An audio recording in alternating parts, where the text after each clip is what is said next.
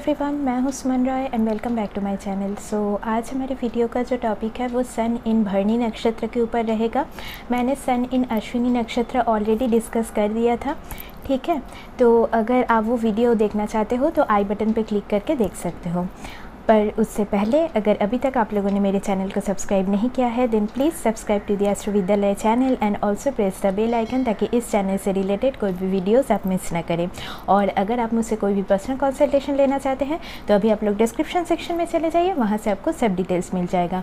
और अगर आपको ये वीडियो थोड़ा सा भी इन्फॉर्मेटिव लगे देन एक लाइक कर दीजिएगा।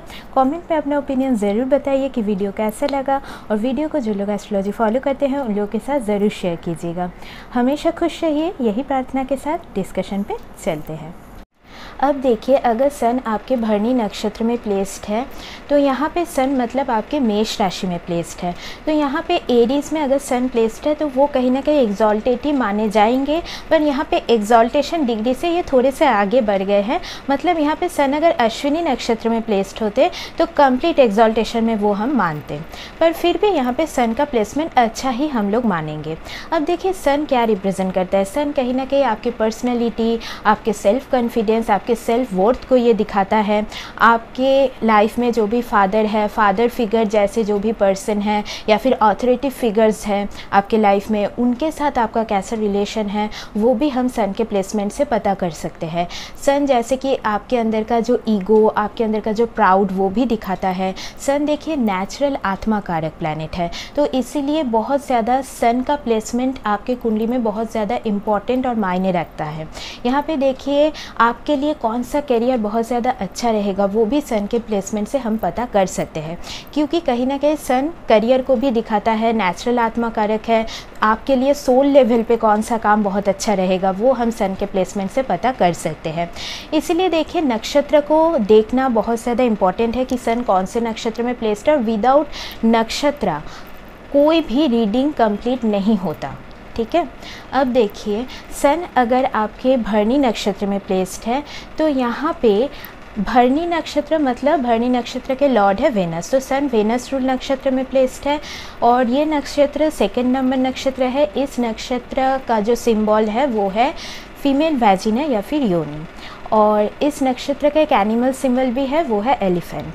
और ये जो नक्षत्र हैं वो कहीं ना कहीं क्या दिखाता है कि रिस्पॉन्सिबिलिटीज़ को बहुत ज़्यादा दिखाता है और बहुत ज़्यादा ट्रांसफॉर्मेशंस को भी दिखाता है। अब देखिए, अगर सन आपके भरणी नक्षत्र में प्लेस्ड है तो ये पर्सन की जो पर्सनैलिटी रहेगी वो काफ़ी ज़्यादा चार्मिंग रह सकती है, अट्रैक्टिव एक पर्सनैलिटी रह सकती है। और यहाँ पे कहीं ना कहीं ये थोड़े से गो गेटर टाइप भी होंगे, मतलब इनके लिए करियर भी बहुत ज़्यादा इम्पॉर्टेंट रहेगा। और कभी कभी थोड़ा बहुत गुस्से में आ जाने की जो प्रवृत्ति है वो भी आप इनके अंदर देख पाओगे, पर यहाँ पे इनका जो गुस्सा होगा ना वो बहुत ज़्यादा चाइल्ड लाइक टाइप का रहेगा। मतलब एक बच्चा जैसे कि बहुत जल्दी गुस्सा हो जाता है फिर बहुत जल्दी वो शांत भी हो जाता है, इस किस्म का जो नेचर है वो उनके अंदर रह सकता है। क्योंकि भरणी नक्षत्र को कहीं ना कहीं एक 16 ईयर ओल्ड गर्ल के साथ, एक टीनेज गर्ल के साथ यहाँ पे कंपेयर किया जा सकता है। तो यहाँ पे ये लोग मतलब बातें बहुत दिन तक याद नहीं रखते, मतलब अगर इन्होंने मतलब इनके साथ कुछ ख़राब किसी ने किया भी होगा तो ये बहुत जल्दी उसको माफ़ भी कर देते होंगे, ये भी देखा गया है। ये लोग बहुत ज़्यादा स्ट्रेट फॉरवर्ड होते हैं, मतलब जो है वो मतलब इनके दिल में जो है वो बहुत ज़्यादा स्ट्रेट फॉरवर्डली वो बोल देते होंगे, चाहे आपको वो ख़राब लगे या अच्छा लगे, ठीक है। ये इनके अंदर देखा जाएगा। और इस नक्षत्र के जो डीटी है वो है यमा, तो इसीलिए कहीं ना कहीं जो जजमेंट, लॉ जो फैक्टर है वो इस नक्षत्र के साथ काफ़ी ज़्यादा एसोसिएटेड है। डेथ और रीबर्थ भी इस नक्षत्र के साथ काफ़ी ज़्यादा एसोसिएटेड है। इसीलिए इन लोगों के लाइफ में भी कहीं ना कहीं सफरिंग्स रहा होगा, करियर में भी इनिशियल स्टेज में इंस्टेबिलिटी एक रहा होगा, बहुत ज़्यादा मतलब स्मूथ वे में इनका करियर नहीं चलेगा। तो थोड़ा बहुत ट्रांसफॉर्मेशन इनके लाइफ में भी सोल लेवल के जो ट्रांसफॉर्मेशन होते हैं वो इनको फेस करना पड़ा होगा। तो इसी के दौरान गुजरते हुए इनका लाइफ धीरे धीरे सुधरता रहता है।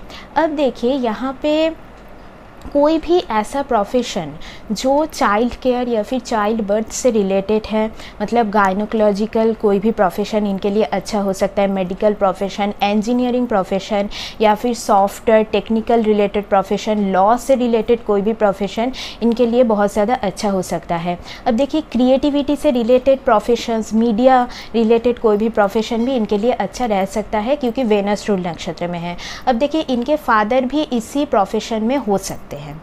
और यहाँ पे देखिए कहीं ना कहीं ये लोग ऐसे होंगे कि भरणी नक्षत्र में सन प्लेस्ड होने की वजह से ये लोग काफ़ी ज़्यादा क्रिएटिव होंगे और पैशनेट होंगे, रोमांटिक पर्सनैलिटी इनकी रहेगी। और इनका कहीं ना कहीं, अब देखिए सन वेनस रूल नक्षत्र में प्लेस्ड होने के कारण सन और वेनस का भी यहाँ पे एक कॉम्बिनेशन बन जाता है। तो ये लोग थोड़े बहुत लोगों से मतलब इनका जो सेल्फ वर्थ है वो दूसरों से बहुत ज़्यादा कनेक्टेड हो जाता है। मतलब ये लोग अपना जो भी लव दिखाते हैं पर्सन, मतलब दूसरों के प्रति, अगर वो उनको रिटर्न में नहीं मिलता तो ये लोग थोड़े से अपसेट हो जाते हैं। कभी कभी इनका जो लव लाइफ है और करियर है उसको बैलेंस करने में भी प्रॉब्लम हो सकती है। मतलब ज़्यादा चैलेंजेस इनको अपने पर्सनल लाइफ, अपने रिलेशनशिप्स, उन सब से ज़्यादा फेस करना पड़ सकता है क्योंकि सन वेनस का कॉम्बिनेशन बन रहा है। तो कहीं ना कहीं ये मतलब दूसरे लोग क्या बोल रहे हैं, क्या सोच रहे हैं, उनके ऊपर इन लोगों का ज़्यादा फोकस रह सकता है।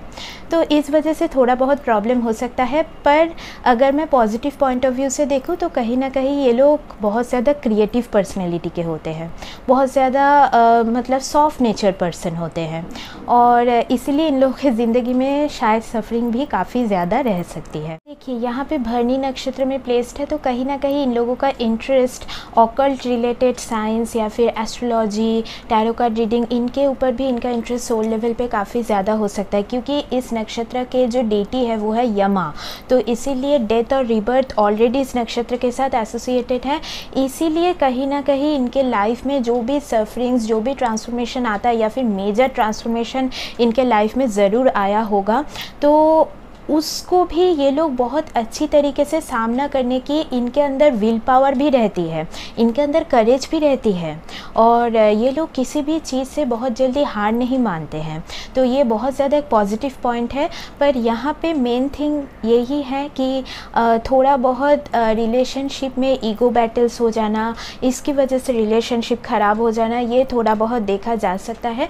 तो इसके ऊपर आपको ध्यान रखने की ज़रूरत है। यहाँ पे आप लोग को पेशेंस रखने की ज़रूरत है रिलेशनशिप में, ठीक है। बट ओवरऑल अगर मैं प्रोफेशनल पॉइंट ऑफ व्यू से देखूँ तो काफ़ी ज़्यादा अच्छा रहता है और यहाँ पे काफ़ी ज़्यादा पर्सन एनर्जेटिक होते हैं, एक इंडिपेंडेंट सोच रखने वाले पर्सन होते हैं, ठीक है। और इनके अंदर कहीं ना कहीं खुद कुछ कर दिखाने की जो जज्बा है वो भी आप इनके अंदर ज़रूर देख पाओगे और कंफर्ट, लग्जरी, इनके ऊपर भी इनका काफ़ी ज़्यादा इंटरेस्ट देखा गया है। अब देखिए अगर मैं वेल्थ पॉइंट ऑफ व्यू से देखूँ तो wealth related point of view से ये लोग काफ़ी ज़्यादा अच्छे करते हैं। मतलब ये फाइनेंशियली स्टेबल पर्सन होते हैं या फिर फिनेंस रिलेटेड कोई भी करियर भी इन लोगों के लिए अच्छा रह सकता है।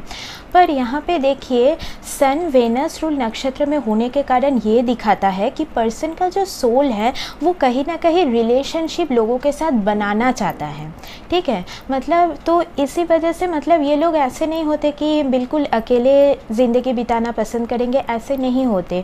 ये लोग सोल लेवल पे किसी के साथ कनेक्ट होना पसंद करते हैं, ठीक है। पर वहाँ से ही उनको ज़्यादा प्रॉब्लम फेस करना पड़ सकता है। यहाँ पे देखिए इन लोगों को अगर कोई डोमिनेट करे वो भी इन लोगों को बहुत ज़्यादा पसंद नहीं आता। तो इसी वजह से भी रिलेशनशिप में प्रॉब्लम्स हो सकती है, आर्गूमेंट्स हो सकती है क्योंकि मेष राशि में है। तो फाइट्स, आर्गूमेंट्स की वजह से भी रिलेशनशिप ख़राब हो जाना ये भी देखा जा सकता है। इसीलिए अगर सन आपके भरणी नक्षत्र में प्लेस्ड है तो बोला जाता है कि एटलीस्ट आप लोग जब तक आपके अंदर वो मैच्योरिटी ना आए तब तक आप शादी में मत जाइए, अदरवाइज़ यहाँ पे प्रॉब्लम्स हो सकती हैं। बट यहाँ पे और भी डिपेंड करता है कि 7th हाउस 7th लॉर्ड का कैसा कंडीशन है।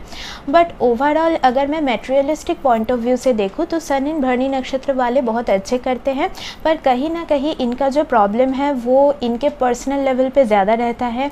इनके मतलब इम्पल्सिव बिहेवियर की वजह से भी प्रॉब्लम हो सकता है, चाइल्ड लाइक बिहेवियर की वजह से भी इनके उनके लाइफ में प्रॉब्लम्स आ सकती हैं। यहाँ पे देखिए पेरेंट्स से भी शायद उनको वैसा प्यार नहीं मिला होगा, या फिर कहीं ना कहीं फादर के साथ कुछ इश्यूज़ रहना, ये भी हो सकता है, या फिर मदर के साथ, या फिर चाइल्ड के, इनके खुद के बच्चे को लेके भी कुछ इश्यूज़ इनके लाइफ में रह सकते हैं।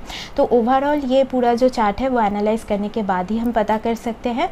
बट यहाँ पे कहीं ना कहीं ये पर्सन रिस्पॉन्सिबल होता है, बहुत ज़्यादा ऑनेस्ट रहता है अपने काम के प्रति, और एक ड्यूटीफुल पर्सन हम जिसे कहते हैं वैसे टाइप के पर्सन होते हैं, और अपने ड्यूटीज़ से कभी भी कॉम्प्रोमाइज़ नहीं करते हैं, और हमेशा अपने जो भी कर्तव्य है उसका पालन करते हैं। कहीं ना कहीं ये लोग अपने करियर के द्वारा, अपने फाइनेंसेस के द्वारा अपने फैमिली को, अपने पेरेंट्स को सपोर्ट करने की भी कोशिश बहुत ज़्यादा करते हैं, और तो ये काफ़ी हद तक बहुत ज़्यादा अच्छी बात है। पर यहाँ पे आप लोगों को ज़्यादा careful relationship point of view से रहने की ज़रूरत है। ठीक है, तो मैंने आप लोगों को आज बता दिया है कि सन अगर आपके भरणी नक्षत्र में प्लेस्ड है तो उसके अकॉर्डिंग आपको कैसा रिजल्ट मिल सकता है, और यहाँ पे पदा के ऊपर भी बहुत ज़्यादा कुछ डिपेंड करता है। ठीक है, तो आज का जो डिस्कशन है वो यहीं तक रखते हैं, मिलते हैं नेक्स्ट वीडियो में, तब तक के लिए take care and bye bye.